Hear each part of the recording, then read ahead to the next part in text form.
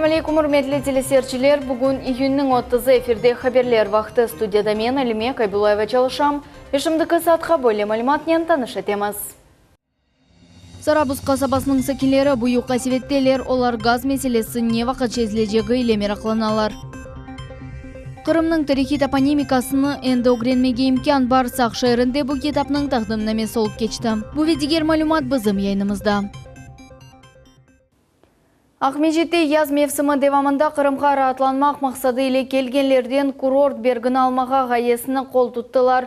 Бөлеліктен топланылған паралар курорт шайырлерінің имкешафына доғыртылажақ. Бұқында бүгін Русия Федерация Девлет Думай депутаты Руслан Бальбек Единая Россия фырқасы тарафдарларының төгерек маса кетшатында хабер етті. Біздің мұхберлеріміз эксперименталь бергі не вақыт çalışып башлайжағы наогренделер. Единая Россия фырқасының тарафдарлары институтының векиллері, туристик базарының иштиракчилері бір ағыздан бойлы қарарға келділер. Қырымға келген туристлерден курорт бергіні мұтлаққа алмалы. Чүнки бұл паралар субъект бюджетіні тәшкил етмеге ярдым етіп, туристик инфраструктураның инкшафына сілтем берер. За счет тех мер, которые мы принимаем, не только уменьшается стоимость туристического продукта, но и увеличивается прибыль, я думаю, мы найдем это понимание. А на фоне всех этих управленческих решений, вот та минимальная сумма, которая также обсуждается курортного сбора, она будет незаметной для тех участников туристического рынка, которые, конечно же, сегодня сигнализируют о возможном удорожании. Қырым Жұмхуриеті курорт ве туризм назирі Сергей Стрельбицкий қайтатты ки, алынған паралар регионда қалып курорт инфраструктурасы абаналаштыру үшін масраф етілежек. Бунен берабер назир білдірді ки, бергі топланмасы или курорт ве туризм қызметлеріні көстерген шақыслар уғрашачақ. Эта тема,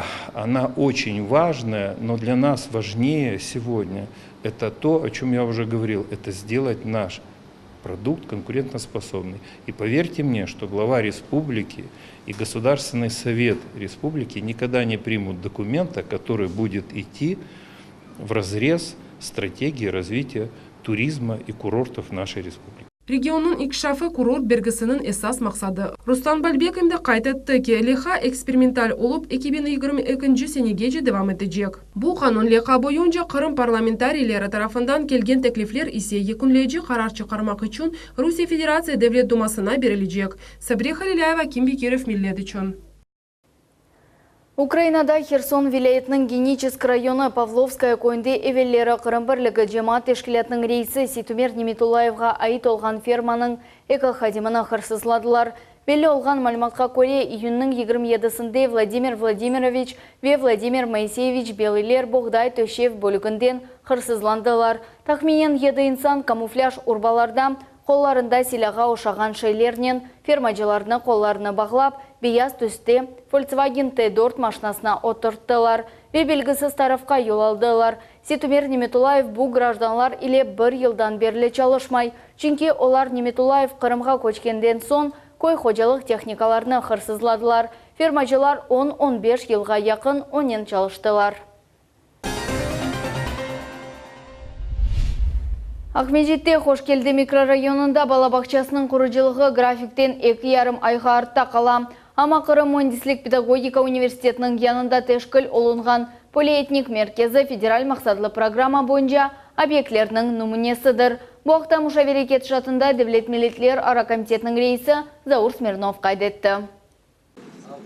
Объектлер құрылығы кетішаты керекли көбіне зарет етілсе, құрыжы шыркет ішлеріні да зияды семерлі бежермеге, емді ағыр суаллеріні анық етіп, оларны чезмеге имкан ярата. Тамам бұл мақсат иле Қошкелдіде ерлешкен келечек бала бақчасы зиярет етілді. Бұл объект энзияды арта қалғанлардан бірісі сайла. Мы дали неделю срока сегодня на то, чтобы исправить вот те недоработки. Конечно, за неделю, 2,5 месяца нагнать невозможно, но, по крайней мере, увеличить количество людей на объекте, увеличить количество техники, с тем, чтобы объект работал как минимум в 2 смены. Я думаю, что к следующей неделе это все будет обеспечено. Девлет Милетлер ара комитетінің рейсі Заур Смирнов айтты ки, объект реберіне бір қашкере бұл вазет ақында хабер етілген еді. Егер құрыжы шыркет өз вазифелерінің мұдетті бежермесе, оның или анлашма бұзылмасы бақылажақ. Бөлі тефсие или Жұмхуриет реберлігіне мұраджат етмек планаштырыла. Верю, что еще у нас есть время с тем, чтобы мы выправили ситуацию и сдали объект вовремя. как установлено государственным контрактом. Хошкелдеде ерлешкен бала бақчасы объектіне баққанда Қырым Муэндислик педагогика университеті эрканында полиэтник медениет яшлар мерkezінің құрыжылығы нюменеви объектлерден бірі сайылмақта. Оның құрыжылығы белгіленген мудетте алып барыла. Мы видим, что задействована максимально техника, людские ресурсы. Оборудована полностью строительная площадка, здесь и бытовки, и предусмотрено наличие даже 2 смен, бытовки оборудованы кондиционерами, и душевыми кабинами. То есть созданы все условия для нормального продуктивного труда. Естественно, это сказывается на результатах. Мы видим, что уже сегодня за короткий период, более чем за 2 месяца, выполнен огромный объем работы. Келгенлер Девлет Милетлер комитетінің рейсі Заур Смирновның реберлігінде бежерілген ішні музакери етіп келечекке планлар ақында сөз үрсеттілер. Топлашывда Қырым капиталь құржылық қызметінің Ахмежит мемориетінің құржы шіркетінің венезарет еткен органларының векилері бұлындылар. Шымды демір-бетон конструкцияларының қойылығы девам етті. Лейха бойынша мерkezінің бинасы 3 блоктан ибарет. Сейчас у нас ведутся работы по бетонной подготовке второго блока. Значит, бетонная подготовка первого блока выполнена полностью, готова к устройству фундаментов. И армирование ведется фундамента третьего блока. Армирование фундамента третьего блока выполнено на 65%. И планируется приемка бетона где-то на следующей неделе, начало недели. Қырым Муэндислик педагогика университетінің ректоры Чингиз Якубов объектны эметли деп сая. О құрыжылық вақытында кеткеніне қувана айтаки. Университетінің илми шурасы да құрыжылық ақында хабердар олмақ мақсадынен мұнда кемерді келелер. Али оқуф юртының ятақханесі олмағаны оларға чоқ қиынлықлар ярата. Это нам связывает руки, мы не можем реализовывать программы по международному обмену, хотя сегодня предложений масса. Обращаются и страны как и дальнего зарубежья, так и ближнего зарубежья бывшего Советского Союза. Все хотят учиться в нашем университете, но по стандартам и требованиям без общежитий мы не можем в полной мере развернуть эту программу. Особую благодарность я бы хотел выразить комитету по делам национальности, потому что они достаточно часто, очень чутко относятся ко всем проблемам. Құрыжылық ішлер семерлі ве кейфиетлі бежірілмесі үшін Девлет Милетлер комитеты иле бойлығы бычықышлар мұнтазам суретте откерелечек. Айша Шулакова, Эрвин Эмиралиев, Милет телеканалы. Ахмежит районы Сарабыз қасабасының Карламарт садына соқағында ерлешкен 2 чоқ қатлы ев газсыз қалды. 3 күнден зияде евнің сәкенлері сувны электрик васталары мисал үшін кипетельник иле қыздырып, ашны электрофрунда пішірмек зорындалар. Бұзым жеди тақымыз гражданларының мұражатлары иле бұ ерге барып етті. Газ кесілвінің себеплеріні мұғбиріміз Айша Шулакова біле. Вот видите, газа нет, уже 2-й день.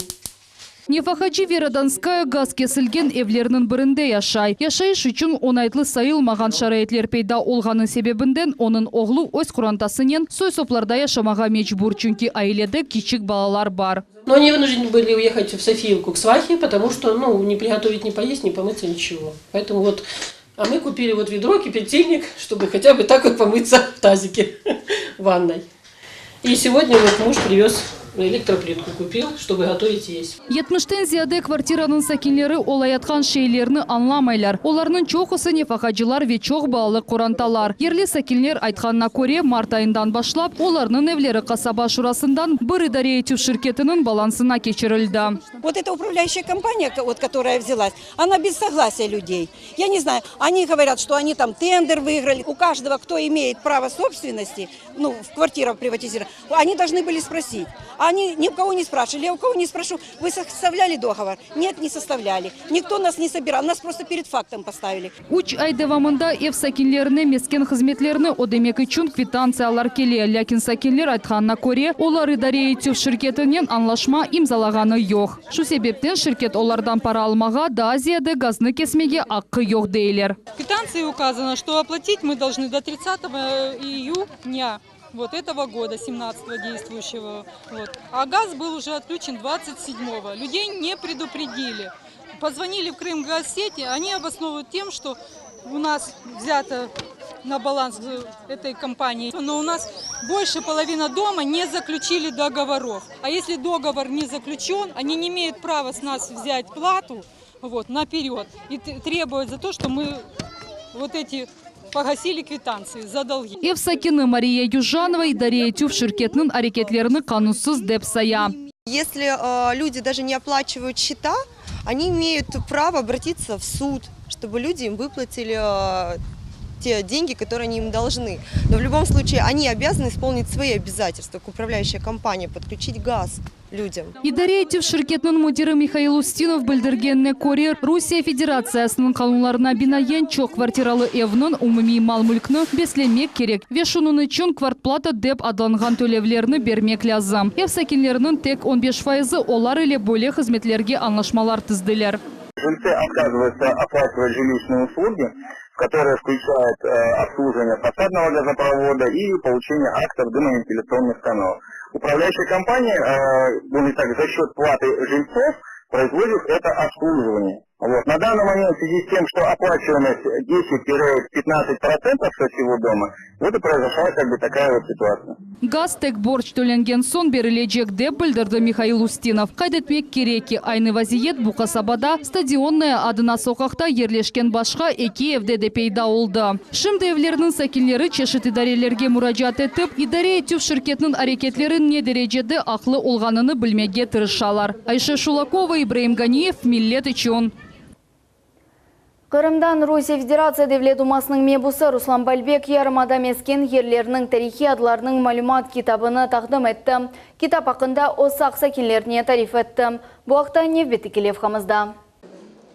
Тедбірнің башында сақлылар оғынде Руслан Бальбек чықышта бұлынып, қайдетті ки малюмат китап нешір етлігі бұ топрақның адыны білмек имканыдыр. Әрбір Қырым сакинның боржы оз тарихыны талил етмек ве білмектір. Бойле ресми везиға илк сефер дүния юзыны көрдім, он акимет органлары нешір еттілер. Бойле ишиси сонки 100 ел девамында бежерілмеген еді. Впервые за всю историю, после того, как эти названия были отторгнуты, это первый такой вот важный исторический шаг, когда органы власти, опираясь на науку, сумели не только издать официальный перечень всех исторических названий населенных пунктов, но и опираясь, проходя через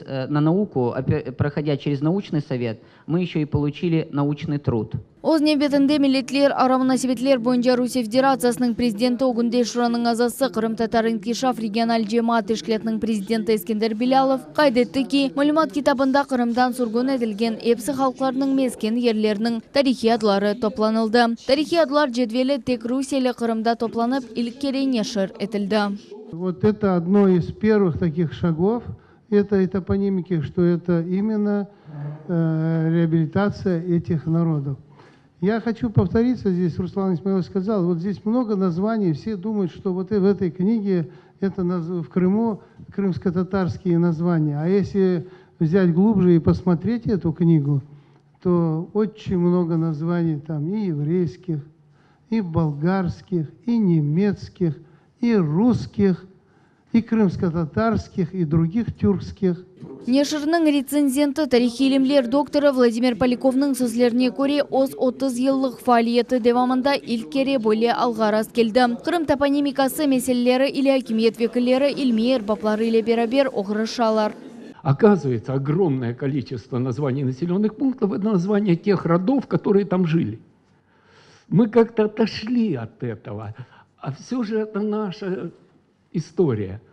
Аргын, Кипчак, Найман и так далее. Это рода наших предков. Китап тақдым етілуінің соңында тедбірні тешкіл еткенлерден бірі Кюре Музаев Девлет Думаймен бұсына Руслан Бальбеке Карамзинің сон кейнешіріні едиетті. Тедбірнің соңында епсі мұсафірлерге малюмат китаплары дар қатылды, муэллифоларының әрбірісіні имталады. Қайдетмелі кейнешір малюматның бірінші тиражы 1000 нұсқаны тешкіл етті. Ама бұл сайы арттырылacak деп ишандыра Бальбек. Оны әмді интернет дерч етмеге планлаштыралар. Чүнге Қырым мескен ерлерінің топонимика меселесі жемиетімізде ең актуаллерден бірі сайла.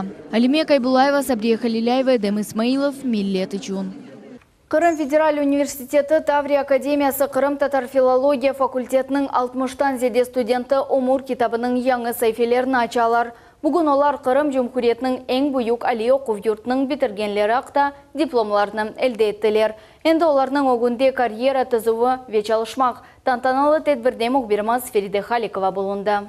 Эпосы лекциялар ве семинарлар, сессиялар ве имтианлар арта қалды. Қырым татар тілі ве әдебиеті юнилиші бойынша 20-ден зеде бакалар ве 15 магистрант. МДР бір шарқы юнилиш бойынша 10-ға яқын студент чоқ бекленілген дипломны алып, филология сасында ақықы мутихасыслар олдылар. Қырым татар филология кафедрасының мудирі Эдие Меметова мезунларыны хайырлар екен, оларға кележекте мувафахаетлер тіледі.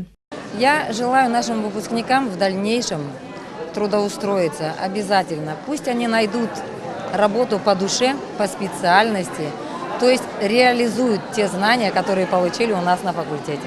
В добрый путь, ребята. Айша Демилева 6-нчы курс студентлерінің кураторы. Айтаки, бұл елар девамында әрбір талебесіне алышты ве әрбіріні айры жасеве. Ама сағылықлышмаға вақыт келгеніне бақмадан Айша Оджа эпосы оджаларнен берабер мезунларға хуванчиле ақ ел тілей. Это торжественный и радостный день для всех студентов, для нас, преподавателей, потому что сегодня наши выпускники, бакалавры и магистры получили свои дипломы.